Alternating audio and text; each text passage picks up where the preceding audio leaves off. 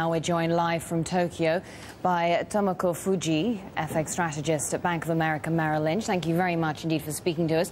So this, the first intervention in 6 years by the Japanese government. What's the impact going to be in the medium term at least? Over the medium term, which means several months, there should be some positive impact because we think that the yen is overvalued.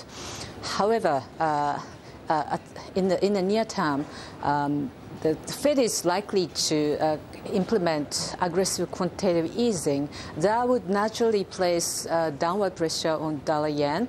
So the real challenge for the Japanese authorities will be market reaction after the initial surprise effect wanes.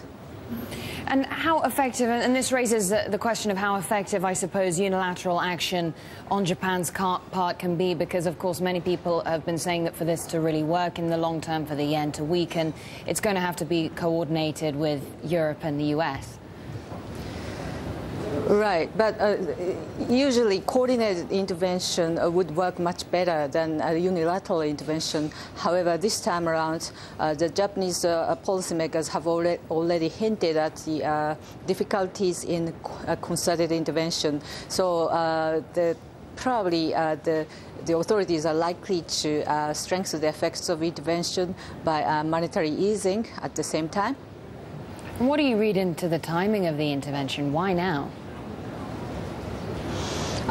Yesterday, in the DPJ representative election, Prime Minister Khan was re-elected as expected, but markets generally thought that Mr. Khan is not very decisive on intervention decisions. So, and also, there was a speculation of a massive Fed easing in the not so distant future, which pushed down the dollar-yen below 83. It is now close to the all-time low of 79.75. That's why the authorities' sense of crisis must have intensified. And this is what business leaders were really crying out for, wasn't it? A rising yen really hurting companies like Sony and Toyota by making their products more expensive. Does this intervention improve prospects for them at all? The intervention, the effects of intervention itself might be limited, as I mentioned, because this is not a coordinated intervention.